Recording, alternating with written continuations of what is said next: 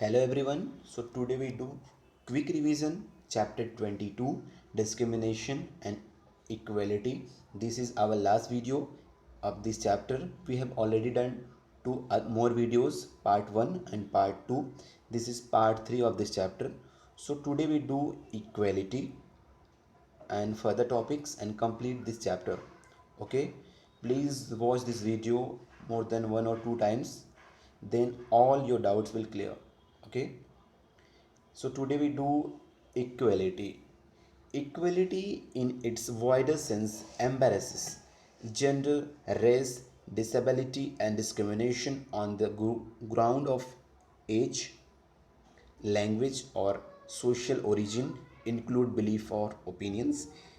It is not about treating everyone the same. It is about recognizing and respecting diversity and differences. Our constitution lays emphasis on justice, equality, fraternity, etc. तो equality का सबसे जो समान सा मतलब है, जो सिंपल सा मतलब होता है समानता.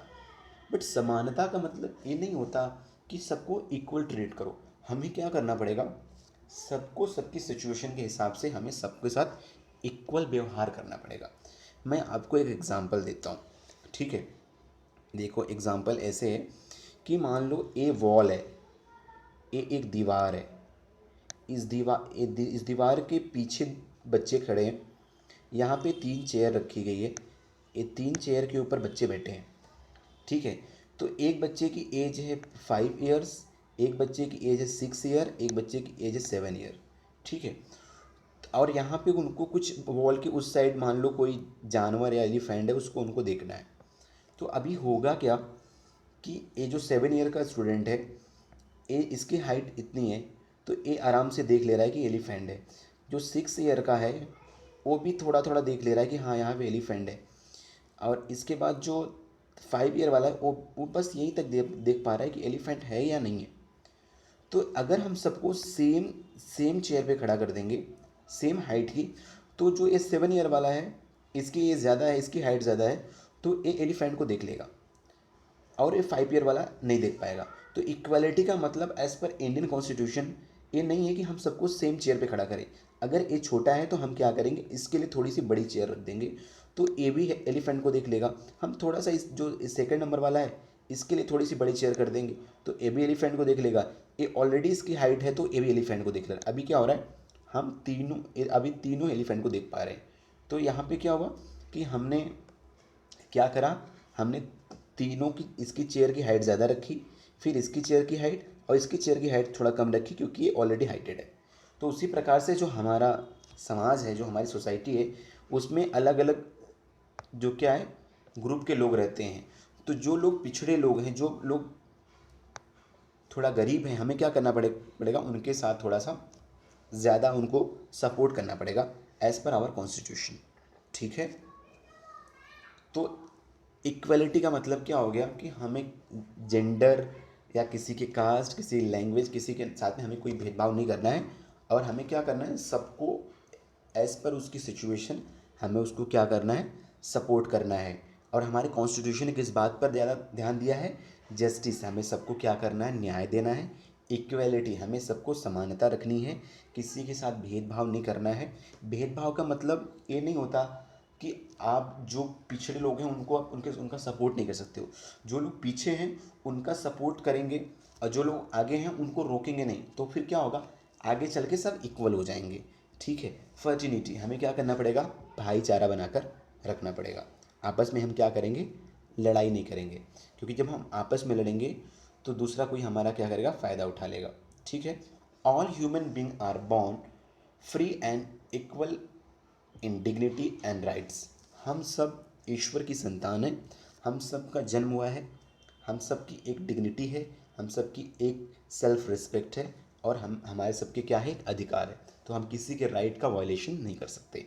It refers to providing every individual the same opportunity to improve his rank of condition in life without expecting that the result would also be equal. It provides the same compensation and benefits to workers and employees with the same jobs. ठीक है, हम क्या करेंगे, जो लोग पीछे हैं उनके लिए हम क्या करेंगे, थोड़ा सा अलग से एफर्ट करके उनको हम आगे करने की कोशिश करेंगे, ठीक है, ताकि क्या हो, उनके साथ कोई भेदभाव ना हो, ठीक है। फाइटिंग फॉर इक्वलिटी, अब इक्वलिटी के लिए हमने क्या क्या स्ट्रगल करे हैं during the freedom struggle. Dalits, womens, farmers and tribals fought not only for freedom for their foreign rules but also for the dignity and equality। तो जब हमारा फ्रीडम स्ट्रगल चल रहा था उस वक्त दलित यानी जो लोअर कास्ट के लोग थे, जो विमेंस थी, जो महिलाएं थी, जो फार्मर्स थे, जो किसान थे, जो ट्राइबल थे, जो आदिवासी थे, उन्होंने बस लड़ाई अंग्रेज़ों को यहाँ से भगाने के लिए नहीं करा, उन्होंने लड़ाई इस बात को भी लेकर करा कि जब हमारा देश आज़ाद हो जाएगा, हम अपना रूल्स रेगुलेशन बनाएंगे, तो वहाँ पर जो महिलाओं के साथ भेदभाव हज़ारों साल से हो रहा है, जो लोअर कास्ट के साथ हो रहा है, उसको भी ख़त्म करेंगे, उससे भी हमें आज़ादी मिल जाएगी। The constitution of India which contain all law rules and regulation of the land give equal rights to both man and women. हमारा संविधान बना तो उसने महिला पुरुष सबको क्या किया, बराबर अधिकार भी दिए। देखो ये लिखा है प्रियम्बल सेज, प्रियम्बल क्या होता है, प्रियम्बल कॉन्स्टिट्यूशन का इंट्रोडक्शन पार्ट है, जो हमारा कॉन्स्टिट्यूशन है उसके फर्स्ट पेज पे हमारा प्रियम्बल है, ठीक है। तो हमारे प्रियम्बल में वो सारी चीज़ें लिखी गई जो हमारे कॉन्स्टिट्यूशन में है, ठीक है। तो एक क्या है, कॉन्स्टिट्यूशन का इंट्रोडक्टरी पार्ट है, ओके। तो हमारे कॉन्स्टिट्यूशन में क्या लिखा है, we the people of India, मतलब हमारा कॉन्स्टिट्यूशन किसने बनाया है, पीपल ऑफ इंडिया ने। कैसे बनाया है, अपने रिप्रेजेंटेटिव के थ्रू। Having solemnly resolve to constitute India into a sovereign socialist secular democratic country, हम ऐसी कंट्री बनाएंगे जो सॉवरेन होगी, मतलब सार्वभौम होगी, उसके ऊपर किसी और पावर, कोई और पावर नहीं होगी, और एक सोशलिस्ट कंट्री होगी, एकदम समाजवादी कंट्री होगी जो सबके बारे में सोचेगी, और एक सेकुलर कंट्री होगी, किसी एक रिलीजन को फेवर नहीं करेगी, सारे रिलीजन को फेवर करेगी, और डेमोक्रेटिक कंट्री होगी, मतलब हमारे यहाँ इलेक्शन होगा, और इलेक्शन के बाद हमारे जो प्राइम मिनिस्टर हैं, जो हमारे चीफ मिनिस्टर हैं, उनका इलेक्शन होगा, न कि यहाँ पे कोई किंग और किंगडम रहेगा, ठीक है। और रिपब्लिक रहेगा, मतलब यहाँ पे प्रेसिडेंट का भी इलेक्शन होगा, ठीक है। And also and to secure to all its citizen, हम यहाँ के सारे जो नागरिक हैं उनको क्या देंगे, जस्टिस, कैसी, social, economic and political, liberty of thought, expression, belief, faith and worship. हमारे यहाँ सबको क्या होगी, लिबर्टी होगी, किस चीज़ की, वो अपनी बात को रख सकते हैं, अपनी बिलीफ को मान सकते हैं, अपने धर्म की पूजा कर सकते हैं, उनको कोई रोक टोक नहीं होगी। Equality of status and opportunity, सभी का स्टेटस क्या होगा, इक्वल होगा, किसी के साथ में किसी के जाति के नाम पे, धर्म के नाम पे कोई भेदभाव नहीं किया जाएगा, और सबको बराबर मौका मिलेगा, अपॉर्चुनिटी मिलेगी। And to promote among them, इसके अलावा हम क्या करेंगे, हम प्रमोट करेंगे लोगों में क्या, फर्टिनिटी, भाईचारा, assuring the dignity of individual and the unity and integrity of nation, जिससे लोगों की डिग्निटी, इज्जत, रिस्पेक्ट बनी रहे, और हमारे देश की एकता और अखंडता बनी रहे, हमारे देश में कोई भी अलगाववाद का प्रॉब्लम न क्रिएट हो। In our constitution assembly this 26 day of November 1949 do hereby adopt enact and give to our self this constitution. तो इसका मतलब ये हुआ कि 26 डे ऑफ नवंबर 1949 में जो कॉन्स्टिट्यूशन है उसको इंडिया के पीपल ने अपने ऊपर अडॉप्ट करा, एक्सेप्ट करा, ठीक है। ये तो हो गया। अब ये हमारा लास्ट पेज है, इसको पढ़ के कंप्लीट करते हैं और हमारा चैप्टर क्या होगा, कंप्लीट हो जाएगा, ओके। तो स्टार्ट करते हैं। Special provision for womens and children, schedule caste, schedule tribes and other backward classes. तो हमारे यहाँ जो हमारा कॉन्स्टिट्यूशन, उसमें वेमेंस के लिए स्पेशल प्रोविज़न किए गए ताकि उनके साथ कोई भेदभाव नहीं किया जाए। जैसे हमने क्या किया, जो हमारे यहाँ पंचायत का इलेक्शन होता है, सरपंच का इलेक्शन होता है, उसमें हमने क्या कर दिया कि एटलीस्ट 35% जो सीट्स होंगी वहाँ पर वुमेंस ही वहाँ पर इलेक्शन लड़ सकती हैं। तो इससे क्या होगा कि एटलीस्ट 35% तो वुमेंस ग्राम प्रधान बन जाएंगी, ठीक है। नहीं तो पहले क्या होता था, हर जगह से मैन खड़े होते थे और सारे जो सरपंच होते थे वो मैन होते थे। Schedule caste and schedule tribe के लिए भी हमने स्पेशल प्रोविज़न किए। शेड्यूल कास्ट का मतलब होता है जो शुद्राज जिसको बोलते थे, जो लोअर कास्ट के लोग होते हैं। एंड बैकवर्ड क्लास और शेड्यूल ट्राइब का मतलब क्या हो गया, जो आदिवासी हैं, और शेड्यूल कास्ट का मतलब हो गया जो लोअर कास्ट के लोग हैं, ठीक है। Made by the government, discrimination on the ground of religion, race, caste, sex और place of birth is unlawful. हमारे इंडिया में मैंने ऑलरेडी आपको बता दिया कि किसी के कास्ट के नाम पे, किसी के सेक्स के नाम पे, किसी के प्लेस ऑफ बर्थ के नाम पे कोई भी भेदभाव नहीं हो सकता है। The constitution includes suitable provision for diversity and equality of the people. Seats are reserved to ST and SC in educational institution and legislature. We have made huge progress towards the more equal society. Today, the vast majority of us are happy studying, working, and making friends with people from other ethnic group. ठीक है, हमारे यहाँ क्या किया गया, जो schedule caste and schedule tribe के लिए जो एजुकेशनल इंस्टीट्यूशन है, जो स्कूल है, जो कॉलेजेस हैं और जो लेजिस्लेचर है, जो हमारे यहाँ पार्लियामेंट है या विधानसभा के अंदर, हमने कुछ सीटों को रिजर्व कर दिया कि इस पर सिर्फ जो है शेड्यूल कास्ट या शेड्यूल ट्राइब के लोग ही इलेक्शन लड़ सकते हैं। इस पर्टिकुलर सीट में इतने पर्टिकुलर स्टूडेंट जो होंगे वो इसी कास्ट के होंगे, schedule tribe and schedule caste के, ताकि किसी के साथ कोई भेदभाव ना हो और उनको भी मौका मिले। ठीक है, और आज हमारे यहाँ इक्वलिटी बहुत ज़्यादा बड़ी है। अभी हम स्कूल में एज ए फ्रेंड एक दूसरे से कास्ट नहीं पूछते हैं, हम सब एक दूसरे के साथ मिल के रहते हैं। हमारे यहाँ इक्वलिटी क्या हो रही, बढ़ रही है। ठीक है, fundamental rights. The Part 3 of Constitution of India give the detailed description and on an approval right called fundamental rights. The fundamental rights in the Indian Constitution act as assurance that all Indian citizens can and will live their life in peace and harmony. These fundamental rights include equality before law, freedom of speech and expression, freedom of association and peaceful assembly, freedom of religion, and right to constitutional remedies for the protection of civil rights. तो हमारे constitution में part 3 में क्या है, fundamental rights है। Fundamental rights का मतलब क्या होता है, हमारे मौलिक अधिकार, मतलब कुछ हमें हमारे कॉन्स्टिट्यूशन ने राइट्स दिया है। अगर गवर्नमेंट हमारे खिलाफ, सिटीजन के खिलाफ कुछ करेगी तो हम गवर्नमेंट के खिलाफ क्या कर सकते हैं, गवर्नमेंट के ऊपर केस कर सकते हैं। कहाँ पे, हाई कोर्ट में या सुप्रीम कोर्ट में। ठीक है, हमें कौन कौन से राइट्स हैं, freedom of speech and expression, हम सरकार कुछ गलत कर रही है या कुछ गलत हो रहा है तो उसके खिलाफ हम अपनी बात को रख सकते हैं। हम असेंबली बना सकते हैं, हम एक ग्रुप बना के रह सकते हैं, हम अपने रिलीजन को फॉलो कर सकते हैं, हमें कोई रोक नहीं सकता। ठीक है, और हमें क्या है, कॉन्स्टिट्यूशन रेमेडीज़ है। अगर हमें राइट्स नहीं मिलेगा तो हम जो राइट्स देने वाली संस्था हैं उनके ऊपर क्या करेंगे, केस कर देंगे अगर हमारे राइट्स का वायलेशन हुआ। जैसे सेंट्रल गवर्नमेंट या स्टेट गवर्नमेंट के ऊपर हम क्या कर सकते हैं, केस कर देंगे अगर हमारे फंडामेंटल राइट्स का क्या हुआ, वायलेशन हुआ। ठीक है, following are the fundamental rights in India. कौन कौन से राइट्स हमें हैं, सबसे पहले तो राइट टू इक्वलिटी है, हमें समानता का अधिकार है, हम सब समान है, किसी के साथ कोई भेदभाव नहीं होगा।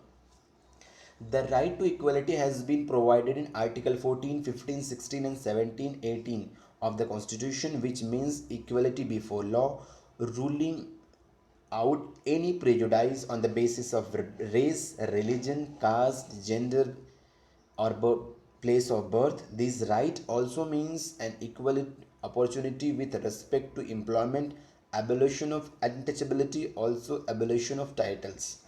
तो हमारे यहाँ जो राइट टू इक्वलिटी है उसमें हमने क्या किया कि हम सब समान हैं, हमारे साथ कोई भी भेदभाव नहीं होगा, हमारी लैंग्वेज के नाम पे, हमारे रिलीजन के नाम पे, कास्ट के नाम पे, जेंडर के नाम पे या हमारा प्लेस ऑफ बर्थ के नाम पे। ठीक है, और हमने क्या किया, यहाँ तक कि हम कोई भी एम्प्लॉयमेंट करेंगे, कोई भी नौकरी करना है तो उसमें भी किसी के साथ कोई भेदभाव नहीं किया जाएगा। और हम एबोलिशन ऑफ अनटचेबिलिटी, जो छुआछूत है उसको हमने ख़त्म करा। और एबोलिशन ऑफ टाइटल्स, मतलब कोई नवाब साहब है, कोई राजा साहब है, कोई राय बहादुर है, ऐसा किसी के आगे बहुत टाइटल्स नहीं लगाया जा सकता है।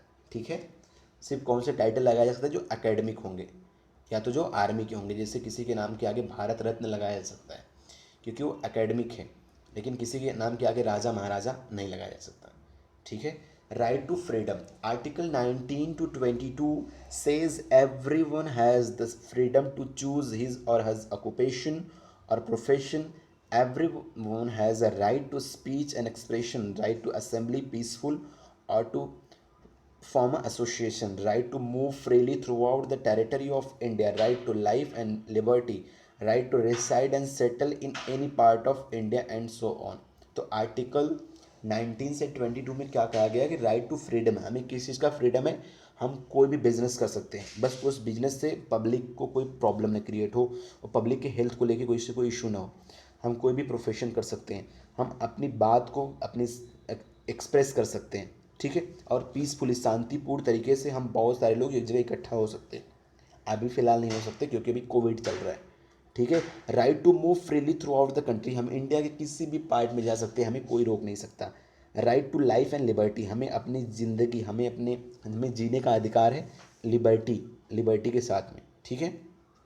Right to decide and settle any part of country, हम इंडिया के किसी भी पार्ट में जाके रह सकते हैं। Right against exploitation, article 23 talk about the banning of force labour and prohibition of employment of children in insecure and hazardous jobs. Article 23 क्या कहता है कि हम किसी के साथ फोर्स लेबर नहीं करेंगे, मतलब किसी से ज़बरदस्ती काम नहीं करवाएंगे कि आपको 10 रुपये में पूरे दिन काम करना पड़ेगा, ऐसा हम नहीं कर सकते। और बच्चे जो छोटे बच्चे हैं, जो 14 ईयर्स से कम एज के बच्चे हैं, उनको ऐसी जगह पे जॉब नहीं लगा सकते जो हैजार्डस जो जहाँ पे खतरा हो, ठीक है। Right to freedom of religion, article 25 to 27 says people belong to different religion have the freedom to follow their religion, speak their languages and celebrate their festival। तो आर्टिकल 25 से 27 तक क्या कहता है कि हमारे यहाँ right to freedom of religion है। हम यहाँ पर सिख, मुस्लिम, हिंदू, जैन, पारसी सारे लोग अपने फेस्टिवल को मना सकते हैं, अपने धर्म की पूजा कर सकते हैं, हमें कोई रोक नहीं सकता, और हमारी लैंग्वेज को हम बोल सकते हैं, ठीक है। Culture and educational rights, article 29 to 30 explain the provision of language and culture of minorities and right to minority to establish educational institution। जो minorities हैं, चाहे वो लैंग्वेज की माइनॉरिटी हो या किसी रिलीजन की हो, वो अपने लैंग्वेज को प्रिजर्व करके रख सकती है, अपने कल्चर को प्रिजर्व करके संभाल के रख सकती है, सुरक्षित रह सकती है, उसको कोई रोक नहीं सकता, ठीक है। और वो पर्टिकुलर लैंग्वेज का एजुकेशनल इंस्टीट्यूट भी खोल सकती है। जैसे बहुत सारे मदरसे होते हैं, उसके अंदर उर्दू पढ़ाई जाती है, उसके अंदर अरबिक पढ़ाई जाती है, तो उनको राइट है पढ़ाने का, ठीक है। इसी तरह बहुत सारे मंदिर हैं, मठ हैं जहाँ पर संस्कृत पढ़ाई जाती है, ठीक है। राइट टू कॉन्स्टिट्यूशनल रेमेडीज़, जो सबसे इंपॉर्टेंट राइट क्या है, doctor B R Ambedkar, Bhimrao Ambedkar, the chairman of drafting committee. तो बी आर अम्बेडकर कौन थे, चेयरमैन थे, जो कॉन्स्टिट्यूशन का ड्राफ्ट करने वाली कमेटी थी। said it is very soul of the constitution and very heart of it, all right are meaningless if there is not a right to get them enforced। तो जो right to constitutional remedies का मतलब है कि जो हमने पीछे जो 4-5 राइट पढ़े, अगर ये राइट हमें नहीं मिलेंगे तो हम क्या करेंगे, इन राइट को इन्फोर्स कराने के लिए हम क्या कहाँ जाएंगे, कोर्ट में जा सकते हैं सरकार के खिलाफ। By this right under article 32 and 32A, a person can approach to court of a law if any of his right is infringed by any government authority or a private person, thus the court is the protector of fundamental rights. अगर किसी private संस्था ने, किसी government ने, किसी authority ने हमारे right का वॉयलेशन करेगा तो हम क्या करेंगे, उस अथॉरिटी के खिलाफ कोर्ट में जा सकते हैं, ठीक है। तो कोर्ट क्या है, प्रोटेक्टर, हमारे फंडामेंटल की प्रोटेक्शन की जिम्मेदारी किसकी है, कोर्ट की है, चाहे वो सुप्रीम कोर्ट हो और वो चाहे हाई कोर्ट हो। सो ये थोड़ा सा लेंदी हो गया वीडियो, बट इस लेक्चर में हमने पूरा कंप्लीट कर दिया चैप्टर 22। ओके, प्लीज़ इस वीडियो को 2 से 3 बार आप देखो, आपको ये चैप्टर बहुत इजीली समझ में आ जाएगा। ऑलरेडी मैंने वर्ड मीनिंग सेंड करके रखी है, आप वर्ड मीनिंग को पढ़ो, इस चैप्टर को पढ़ो, इस चैप्टर के क्वेश्चन आंसर करो, और इस वीडियो को प्लीज़ लाइक करो, चैनल को सब्सक्राइब करो। Thank you so much for watching this video and आपके एप्रिशिएशन, आपके लाइक से मुझे बहुत ज़्यादा कॉन्फिडेंस मिलता है, बहुत ज़्यादा मोटिवेशन मिलता है। मैं फ्यूचर में भी और वीडियो बनाऊंगा। Thank you so much, bye.